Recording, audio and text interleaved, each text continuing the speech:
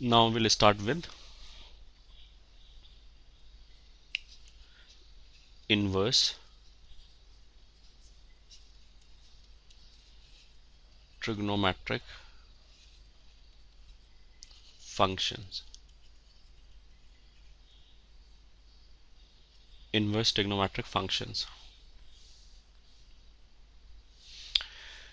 वैसे तो जो इनवर्स ट्रिग्नोमेट्रिक फंक्शन है इसका एक सेपरेट चैप्टर है जो फंक्शंस के बाद पढ़ाया जाएगा। फंक्शन चैप्टर के बाद वो वाला चैप्टर आएगा। अभी तो for the sake of graph we are introducing inverse trigonometric function, केवल एक इंट्रोडक्शन देंगे और ग्राफ बनाएंगे। अगर इंट्रोडक्शन से अगर ज़्यादा समझ में नहीं आया तो नो प्रॉब्लम, जो इनवर्स ट्रिग्नोमेट्रिक फंक्शन होगा जब वो वाला चैप्टर पढ़ाया जाएगा तो उस वाले चैप्टर में you should be able to understand. अभी तो हमारा मेजर स्ट्रेस किस पे है या मेजर एम्फेसिस किस पे है कि जो ग्राफ बनाया जा रहा है that you should be able to memorise. Graph बनाना आना चाहिए even if we are not understanding कि इसका एग्जैक्ट मतलब क्या है, तो वो शायद बाद में समझ में आ जाएगा। अभी तो केवल ग्राफ पे फोकस किया। फिर भी इनवर्स ट्रिग्नोमेट्रिक फंक्शन क्या होता है उसको आई ट्राई टू एक्सप्लेन। सबसे पहले तो हम डेफिनेशन लिख लेते हैं। इसको ऐसे पढ़ते हैं टी इनवर्स एक्स। टी मतलब ट्रिग्नोमेट्रिक फंक्शन के लिए आई एम यूजिंग टी, मतलब टी की जगह sine cos tan sec cosec cot कुछ भी हो सकता है।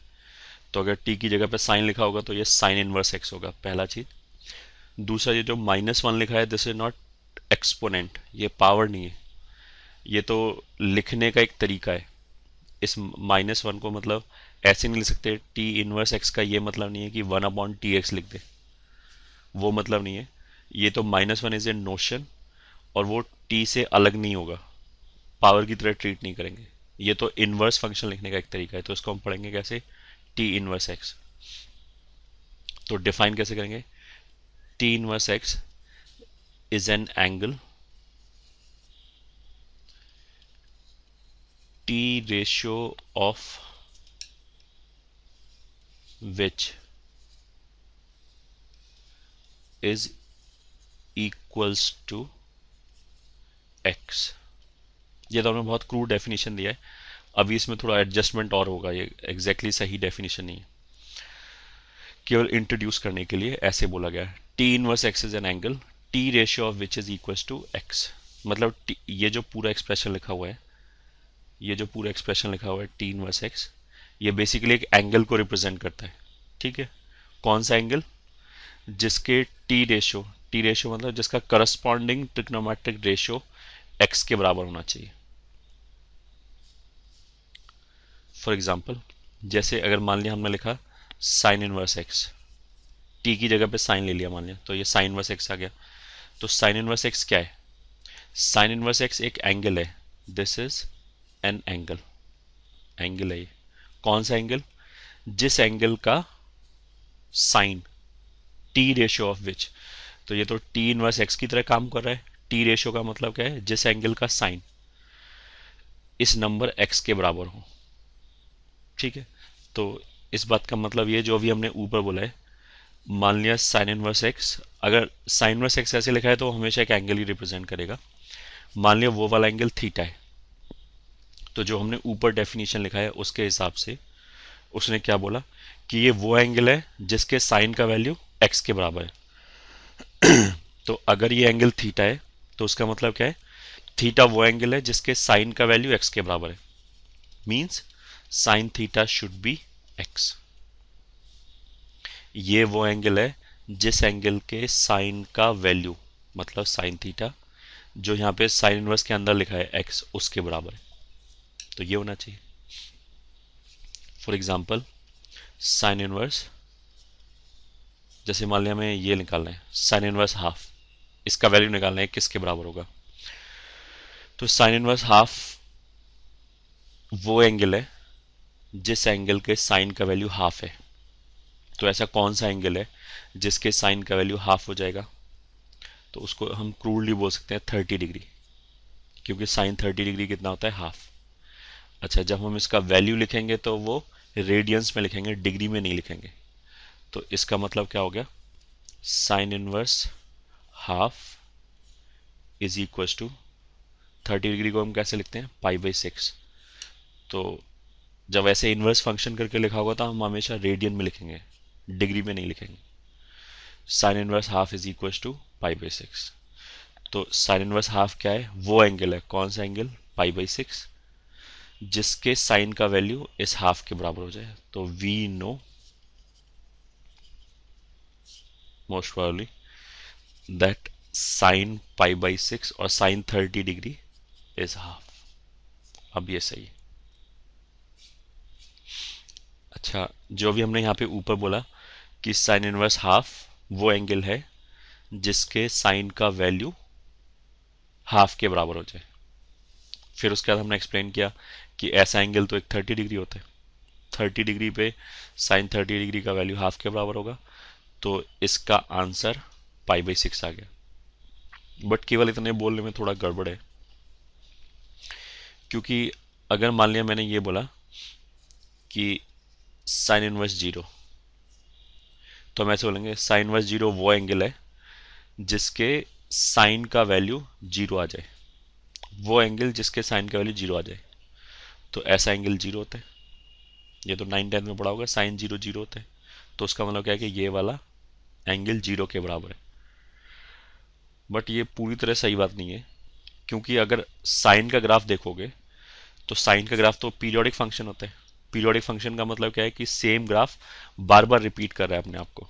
अगर सेम ग्राफ बार बार रिपीट कर रहा है तो कोई भी वैल्यू उठा लो वो इनफाइनाइट बार मिलेगा। तो अगर हमने बोला कि साइन का वैल्यू 0 कब होगा, तो किसी ने आंसर दिया 0 होगा, तो ये आंसर पार्शली सही है, क्योंकि 0 पे वैल्यू 0 तो आएगा, बट ऐसे तो इनफाइनाइट पॉइंट्स और आ जाएंगे जहां पे वैल्यू 0 आ जाएगी। अगर साइन के ग्राफ को रिकॉल करोगे तो वहां पे हमने ये बोला था कि साइन का जो रूट्स होते हैं वो n पाई होते हैं। n पाई का मतलब क्या है, 0 पाई, 2 पाई, 3 पाई, 4 पाई, -π, -2 पाई, इन सब जगह पे वैल्यू क्या होगा, 0।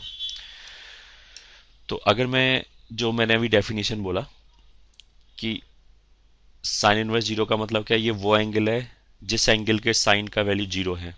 तो ऐसे तो इनफाइनाइट एंगल है। अगर मैं केवल इतना बोल के छोड़ दूं कि ये वो एंगल है जिसके साइन का वैल्यू 0 है, तो फिर ये तो पाई के बराबर भी होना चाहिए, 2 पाई के बराबर भी होना चाहिए, 3 पाई के बराबर भी होना चाहिए, एंड सो ऑन। अच्छा, अगर हमने ऐसे लिख दिया कि इसका वैल्यू 0 भी है, पाई भी है, 2 पाई भी है, 3 पाई भी है, तो गड़बड़ है।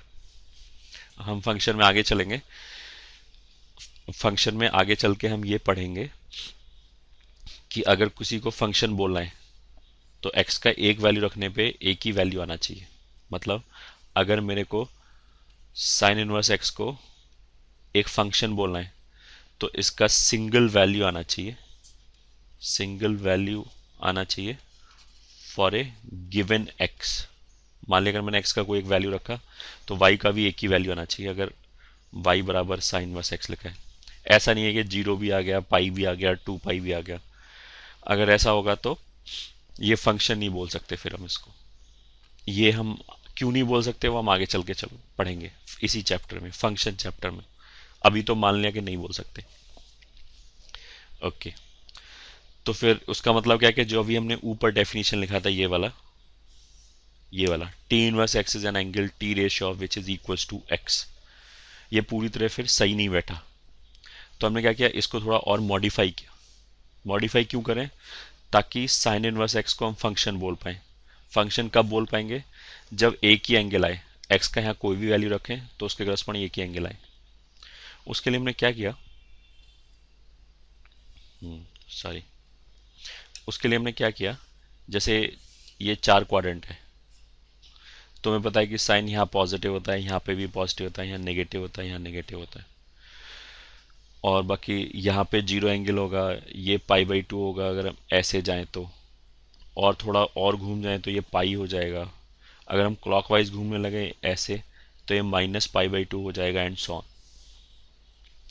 हमें क्या चाहिए कि यहाँ पे अगर x का हम कोई भी वैल्यू रखें तो यहाँ से एक ही एंगल आए।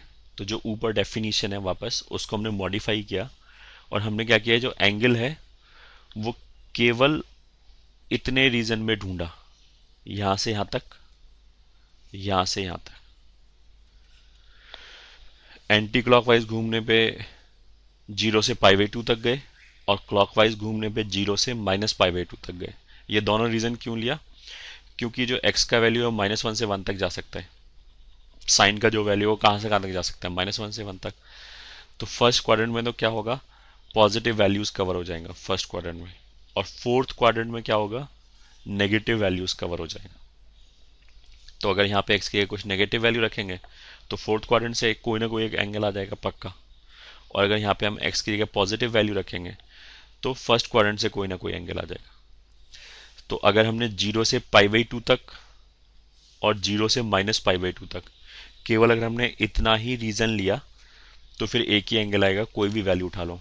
पॉजिटिव अगर वैल्यू लिया तो फर्स्ट क्वाड्रेंट में एक एंगल आ जाएगा, और नेगेटिव वैल्यू लिया तो फोर्थ क्वाड्रेंट में एक एंगल आ जाएगा।